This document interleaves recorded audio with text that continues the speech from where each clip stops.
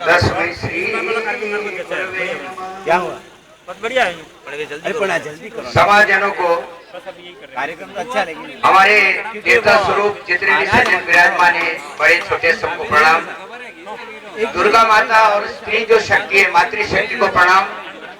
आज के हमारे इस कार्यक्रम में प्रतिभा सम्मान समारोह बुनकर समाज सेवा संस्थान डूंगरपुर का जो कार्यक्रम हो रहा है सिंगालिया में, आयोजकों को और इस संस्थान के अध्यक्ष सचिव और पूरी कार्यकारिणी को बहुत बहुत धन्यवाद देता हूं। मैं बड़ी खुशी का विषय है कि हमारे बीच में अखिल भारतीय शाली बुनकर समाज संस्थान के अध्यक्ष महोदय भाटी जी, आज के कार्यक्रम के अध्यक्ष महोदय प्रधानाचार्य शंकरलाल जी, हमारे जितने भी सज्जन यहाँ विराजमान हैं, प्रताप जी भलाई सागवाड़ा, और मंच पर विराजमान जितने भी मेरे भाईजन हैं, जितने वृद्धजन हैं, उन सबको मैं पुनः बहुत बहुत प्रणाम करता हूं नम्रता पूर्वक। और आज का जो मुख्य रूप से केंद्र बिंदु है कि हमारी जो भावी पीढ़ी है समाज की, हमारे बच्चे और बच्चियां, उनका पारितोषिक वितरण कार्यक्रम है, बहुत बड़े हर्ष का विषय है और दिल गदगद हो जाता है कि मेरा समाज आज आगे बढ़ रहा है। हम आरक्षण की उस वैसाखी पर, उसके सहारे पर जीवित रहने वाले नहीं हैं। ब्राह्मण को और बुनकर को दिमाग उतना ही दिया परमात्मा ने, उसका उपयोग करना सीखना चाहिए। अभी उपयोग करना हम जान गए हैं। हम किसी के अधीन या कोई खैरात या किसी के आर्थिक सहयोग या कुछ टुकड़े देने पर पलने वाले लोग नहीं है, ये मैंने आज देखा। और इस बात का हमारी ये बालिका साक्षी है। साक्षी का मतलब क्या होता है? ये साक्षी है बिल्कुल कि आपने उसका भाषण सुना और वो राष्ट्रीय स्तर पर चौथा स्थान पाया। तो इन बच्चियों को देख करके, इनकी प्रतिभाओं को देख करके अपना मन खुश होगा, क्यों? अपन माता पिता है। ये आपका छठा कार्यक्रम है। हरियाणा में भी मैं हाजिर हुआ था और पूरे क्षेत्र में जहां भी कोई आमंत्रित करता है मैं वहां जाता हूं। और हम सेवानिवृत्त कर्मचारी हैं और सेवानिवृत्ति के बाद में वो कहते हैं कि वानप्रस्थ और संन्यास लेना चाहिए और समाज सेवा में लगना चाहिए। अपना समाज सदियों से पिछड़ा रहा, पढ़ने देते नहीं थे और कोई पढ़ोगे तो कान में शीशा डाल देते थे। वो स्थिति आज नहीं रही है। 1947 के बाद में हमको महात्मा गांधी ने, जो अभी दिनेश जी चरखा दे रहे थे, उस चरखे के आधार पर देश की आजादी प्राप्त की।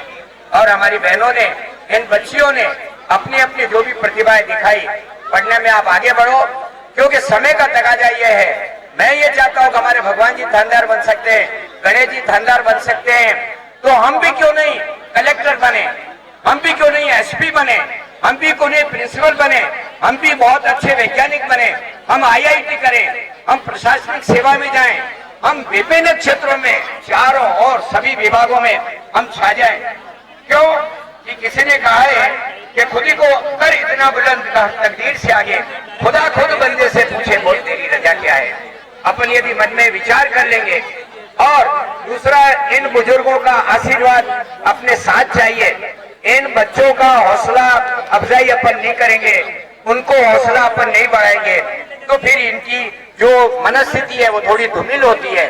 तो इसलिए अपना कर्तव्य इनको आशीर्वाद देना, इनको आर्थिक सहयोग देना और इसके बाद में इनको आगे बढ़ाना।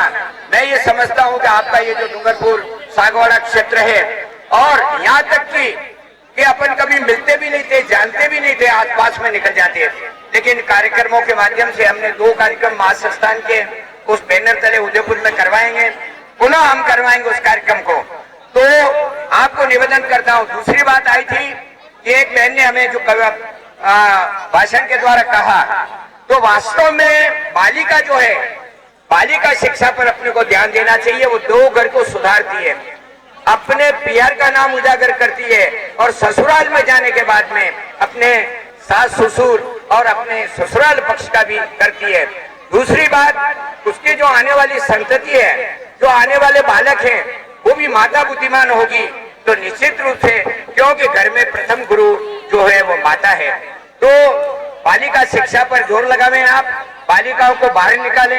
हमारी बालिकाएं आज डांस कर सकती है, हमारी बालिकाएं वूगी वूगी में जा सकती है, हमारी बालिकाएं टीवी प्रोग्राम में सुर संग्राम में जा सकती है, हमारी बालिकाएं नृत्य में जा सकती है, हमारी बालिकाएं IIT में जा सकती है, डॉक्टर बन सकती है, इंजीनियर बन सकती है, थानेदार बन सकती है, कमांडो बन सकती है, फौज में जा सकती है। तो समय का ध्यान रखते हुए पूरे क्षेत्रों में अपनी बुद्धि का उपयोग करते हुए आप आगे बढ़िए, ऐसे कार्यक्रम निरंतर करते रहिए। और हम सेवानिवृत्त कर्मचारी हैं, उनका तन मन धन से सहयोग लेकर के आप आगे बढ़िए। बड़ी खुशी होगी कि 60वें कार्यक्रम में भी यदि परमात्मा लाएगा तो हाजिर होंगे। और ये संवाद में संबंध बढ़ाने के लिए भी आगे आइए। बच्चियां प्रतिभावान है, अब वो समय नहीं रहा। अब आप उदयपुर तक पहुंचो, आगे तक पहुंचो, मेवाड़ में छाओ, इधर की बच्ची उधर आवे, उधर की बच्ची इधर आवे, और समाज का जो प्रेम है, संगठन है, मजबूत हो।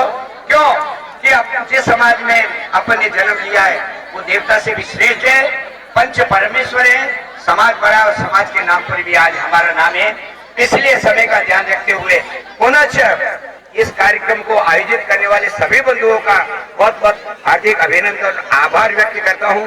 और जितने भी बालिकाएं और बालक आए हैं उनको यही कहता हूं कि कौन कहता है कि आकाश में छेद नहीं होता, एक पत्थर तो तबीयत से उछालो यारो। इसी के साथ पुनः आप सभी के उज्जवल भविष्य की कामना करते हुए मेरे समाज की उन्नति हो, इसी भावना से परमात्मा से आशीर्वाद लेते हुए पुनः आपने हमको साफा बंधवाया। उस साफे की लाज, हम मेवाड़ी हैं इसलिए उस पगड़ी की लाज लगते हुए हम इस समाज को आगे बढ़ाने का प्रण लेते हैं और तन मन धन से समर्पित भाव से मेरा ये समाज आगे बढ़े। बहुत बहुत आभार, आपने सम्मान दिया इसके लिए धन्यवाद। आभार, संस्थान का आभार। जय भारत, जय हिंद।